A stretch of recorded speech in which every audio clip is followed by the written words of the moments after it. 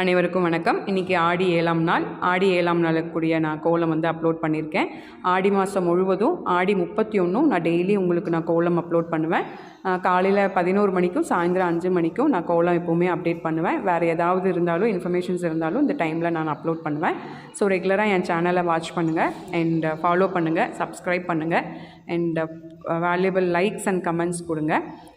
எப்போவுமே வீடியோவோட கடைசியில் ஒரு சமையல் குறிப்பு அந்த மாதிரி நான் சொல்லுவேன். இன்றைக்கி ஒரு குறிப்பு சொல்லியிருக்கேன், ஒரு சின்ன குறிப்பு சொல்லியிருக்கேன்.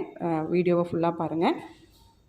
என்னோடய சேனலில் ரெகுலராகவே கோலம் இருக்கும் அண்ட் சமையல் குறிப்பு இருக்கும், சமையல் ரெசிபீஸ் இருக்கும், காமெடிஸ் இருக்கும், ஏதாவது ஜென்ரல் இன்ஃபர்மேஷன்ஸும் இருக்கும். ஸோ ரெகுலராக என் சேனலை வாட்ச் பண்ணுங்கள் அண்ட் யாராவது உங்களுக்கு தெரிஞ்சவங்க இருந்தாலும் சேனலை சப்ஸ்கிரைப் பண்ண சொல்லுங்கள். அண்ட் உங்களோட கமெண்ட்ஸ், வேல்யூபிள் கமெண்ட்ஸும் லைக்ஸும் எனக்கு கொடுங்க. சமையல் குறிப்பு என்னன்னு பார்த்தீங்கன்னா, சமையல் குறிப்பில் ஒரு சின்ன டிப்பு தான். காய்கறியெல்லாம் வாங்கும்பொழுது நம்ம வெளியே வாங்கிட்டு வந்தோம்னா, ஃப்ரூட்ஸ் வாங்கிட்டு வந்தோம்னா வந்து உப்பு தண்ணி மஞ்சள் போட்டு கழுவி எடுத்து வைப்போம்.